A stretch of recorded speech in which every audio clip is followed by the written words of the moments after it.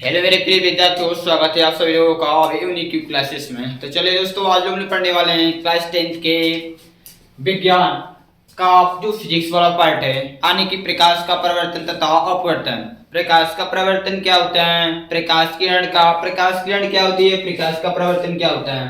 तो आज हम सीखने वाले हैं प्रकाश का प्रवर्तन किस प्रकार से होता है, प्रकाश के प्रवर्तन की परिभाषा क्या है, प्रकाश के प्रवर्तन के नियम क्या होता है।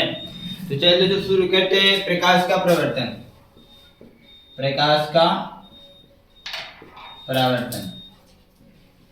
तो सबसे पहले चीज है इसकी परिभाषा। प्रकाश का परावर्तन क्या होता है, जब प्रकाश किरण किसी एक माध्यम से, जब प्रकाश किरण किसी माध्यम से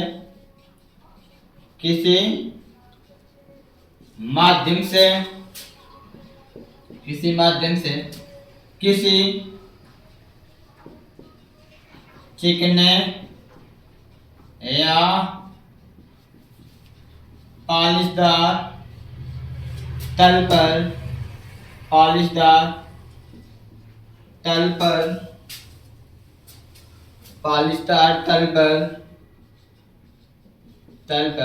आपतित होती है, आपतित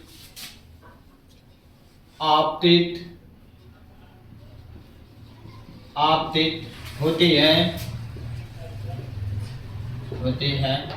तो प्रकाश किरण का आधा से अधिकांश भाग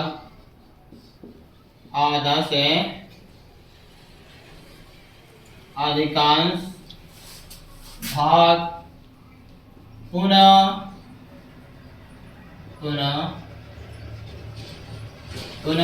परावर्तक होकर उसी माध्यम में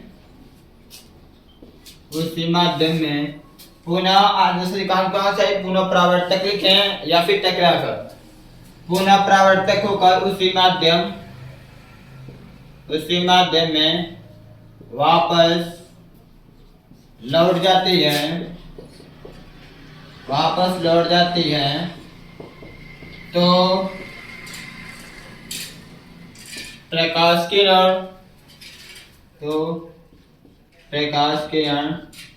की इस घटना को प्रकाश का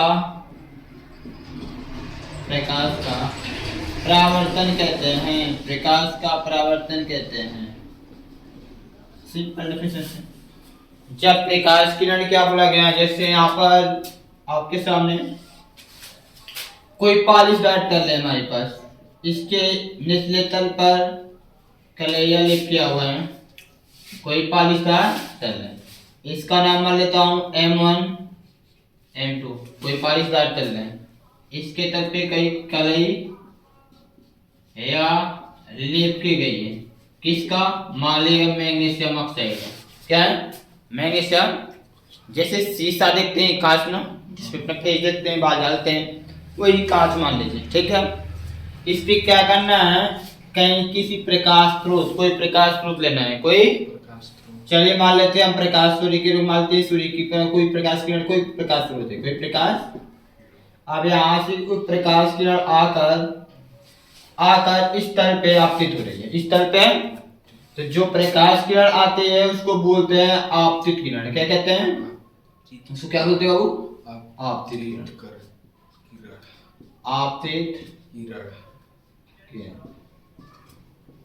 जो प्रकाश किरण आती है तो क्या बोलते हैं, आपतित किरण। और यहाँ से जैसे जैसे आएगी, यहाँ से टकराकर पुनः ऐसे उसी माध्यम में क्या होगी, वापस चले जाएगी। तो जो टकराकर वापस जाती है उसको बोलते हैं परावर्तित किरण।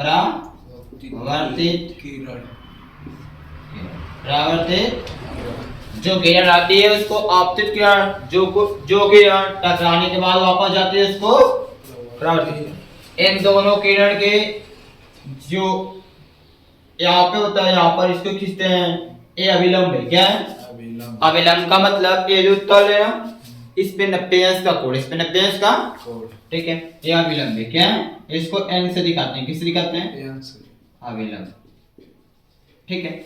अब बात है क्या चीज देख लीजिए, ये आपतित किरण है या परावर्तित किरण, बीच में तीनों एक ही तल पे, तीनों एक ही तल, मान लेते हैं तल, मान लेते हैं तल का नाम हुए जो क्या है?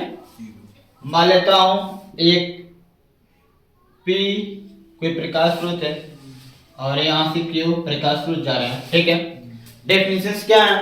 जब प्रकाश किरण किसी माध्यम से, कोई भी माध्यम हो, कोई भी माध्यम, किसी माध्यम से किसी चिकने पालिशदार तल पर, चिकने पालिशदार, तल, क्योंकि तल पालिशदार चिकना नहीं होगा तो प्रकाश किरण वापस टकराकर वापस नहीं जाती। चिकने पालिशदार तल पर आपतित होती है, आपतित होने का मतलब प्रकृति जा रही, क्या कर रही है? जा रही, आपतित होती है तो प्रकाश किरण का आधा से अधिकांश का, आधा से अधिकांश, पुनः उसी माध्यम में क्या होता है? परावर्तक होकर या फिर लौट जाता है। परावर्तक होना मतलब लौटना, क्या होता है? उसी माध्यम में लौट जाता है। परावर्तक का मतलब टकराना, टकरा कर जाना, परावर्तक में टकरा कर वापस वहां से निकलना, ठीक है। परावर्तक होकर उसी माध्यम में लौट जाती है तो प्रकाश किरण की इस घटना को क्या बोलते हैं? प्रकाश का परावर्तन। प्रकाश का कहने का मतलब क्या है? जैसे यहाँ पे कोई चिकना तल है, इससे प्रकाश किरण यहाँ से आ रही है, यहाँ पे अपने खींच लो, ऐसे आएगी तो यहाँ से ऐसे वापस चल जाएगी, ऐसे आएगी, ऐसे चले जाएगी, ठीक है। तो ये टकरा के नीचे नहीं जाएगी, फिर टकरा के उसी माध्यम जाएगी ना, तो उसको बोलते हैं प्रकाश का परावर्तन, प्रकाश का। अब इसमें क्या सीखना है? जो किरण आती है उसको आपतित किरण कहते हैं और आपतित किरण अभिलंब के बीच में जो कोण बनता है उसको बोलते हैं आपतन कोण, और दिखाते हैं ऐसे, किसे दिखाते हैं? इसका नाम क्या होता है?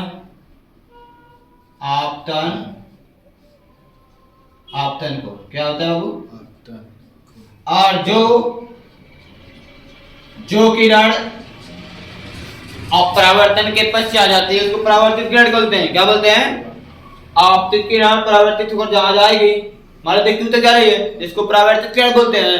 और परावर्तित किरण और अभिलंब के बीच जो कोण बनता है इसको बोलते हैं परावर्तन कोण, क्या बोलते हैं? परावर्तन, परावर्तन कोण, परावर्तन कोण को R से दिखाते हैं, अपवर्तन कोण को I से, यानी कि ऐसे कोण आई, ऐसे कोण, हाँ एक कोण आई क्या है? आपतन कोण है, क्या है? आपतन कोण, कोण आई क्या है वो? आपतन कोण। और R क्या है? आप क्या है? परावर्तन कोण, क्या है? परिवर्तन, परावर्तन कोण, परावर्तन कोण।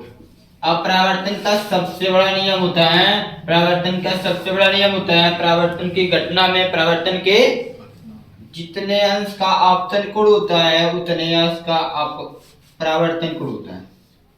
मतलब आपतन कोण ये 30 अंश का तो ये 30 अंश का होगा। मतलब अभिलंब बीच में है, ये अभिलंब आपके सामने है, ऐसे मान लेते हैं यहाँ पे, ठीक है, समझिएगा। ये अभिलंब है, अब 90 डिग्री है, ये आ रहा है तो इसके बीच में कुछ कोण है, इसके बीच में कुछ कोण है, जितने अंश पे आ रहा है मतलब 30 अंश पे आ रहा है या फिर 60 अंश पे आ रहा है, 30 अंश पे आ रहा है तो इधर 30 अंश पे ही जाएगा, यहाँ पर 30 अंश पे ही जाएगा, 45 पे आएगा तो 45 पे जाएगा, 40 पे आएगा तो मतलब जितने अंश का इधर यहाँ पर एक कोण बनेगा, यहाँ पर ये जो कोण बनेगा जितने अंश पे उतने अंश पे इधर ये कोण बनेगा, उतने अंश पे ये कोण बनेगा, ठीक है। तो वही चीज है, जितने अंश का ये कोण होगा उतने अंश का, जितना यह आपतन कोण होगा उतना परावर्तन कोण भी होगा, ठीक है। ये परावर्तन का नियम है, फिगर है, ठीक है। परावर्तन का परिभाषा, परावर्तन की परिभाषा, प्रकाश का परावर्तन की परिभाषा ये फिगर है, ठीक है। अब इसका नियम क्या है? परावर्तन का नियम, प्रकाश के परावर्तन का नियम, प्रकाश के परावर्तन नियम का नियम, का नियम, बस फिगर देख कर लिखना है। पहली पॉइंट देखिए, आपतित किरण, परावर्तित किरण और अभिलंब तीनों एक ही तल पे, तीनों बिंदु का, बिंदु देखने में गलत है कि बिंदु नहीं बोलते हैं, बिंदु बोलेंगे तो गलत हो जाएगा, क्या होगा? हमेशा तल बोलते हैं, क्या बोलते हैं? तल बोलते हैं। आपतित किरण, परावर्तित किरण पर अभिलंब पर तीनों एक ही तल में होते हैं, तीनों एक ही तल में होते हैं। पहला नियम क्या हो जाएगा? आपतित किरण, आपतित आपतित किरण, परावर्तित किरण, परावर्तित किरण पर पराबिलंब पर अविलंब पराबिलंब तीनों एक ही तल में होता है। तीनों एक ही तल में होता है। पहला नियम है। दूसरा नियम क्या है? परावर्तन की घटना में, परावर्तन के घटना में जो आपतन कोण I होता है अपवर्तन कोण R के बराबर होता है। सॉरी अपवर्तन को नहीं, परावर्तन कोण बोलते हैं। क्या बोलते हैं? परावर्तन की घटना में जो आपतन कोण I होता है वो परावर्तन कोण R के बराबर होता है। ठीक है, क्या है? परावर्तन की घटना में, परावर्तन की घटना में आपतन कोण I, आपतन कोण I ऐसे कोण I दिखते हैं। आपतन कोण I, परावर्तन कोण R, परावर्तन कोण R ऐसे कोण R दिखते हैं। के बराबर होता है, के बराबर होता है, के बराबर होता है, बराबर होता है, के बराबर होता है। दो नियम हो गया, कोई दिक्कत? देखो एक फिजिक्स में एक लेक्चर होता है एरियम जाबू दें और कोजिया और स्पर्शजा, स्पर्श तीन चीज होता है। जय का मतलब होता है सन, जय का मतलब कोजिया का मतलब कार और स्पर्शजा का मतलब टेन, स्पर्शजा का मतलब ये आपको याद कर लेना पड़ेगा। यदि हम बोलते हैं जा तो जय का मतलब क्या होता है? जय का मतलब सन, को जय का मतलब काश, स्पर्शजा का मतलब टेन। क्या होता है? तो यहाँ पर आपको जो प्रवर्तन का तीसरा नियम है ये क्या है? आपतन कोण की जा, आपतन कोण की जा। तो जब आपतन कोण की जा तो आपतन कोण को किससे दिखाते हैं? I से। किससे दिखाते हैं? I से। अब उसकी जा बोलना है, जा का मतलब सन, सन आई क्या होगा? सन। आपतन कोण की जा, आपतन कोण की जा, इसका मतलब सन आई क्या होगा? जय का मतलब सन होता है, आपतन कोण का मतलब आई और तथा परावर्तन कोण की जा, परावर्तन कोण की जा। जय का मतलब क्या होता है? जय का मतलब सन क्या होता है? परावर्तन कोण का मतलब R, परावर्तन कोण का अनुपात, का अनुपात अनुपात का मतलब भाग, अनुपात का मतलब भागना, का अनुपात एक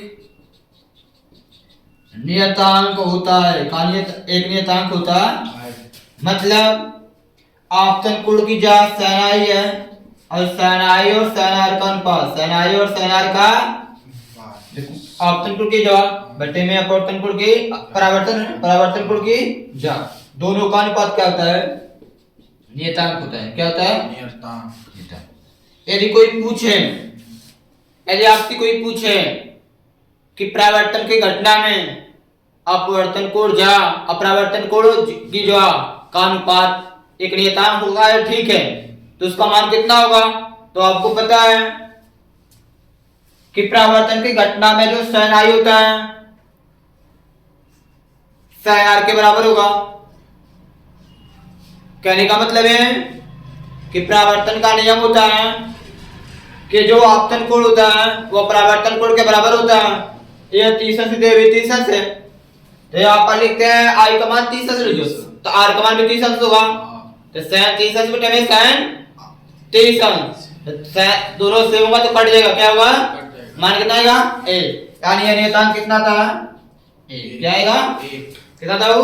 1। a परावर्तन का नियम है, ठीक है, ये परावर्तन का नियम है, ये परिभाषा, ये फिगर है, ठीक है। इतनी बात समझ में आई? इसको नोट कर लीजिए।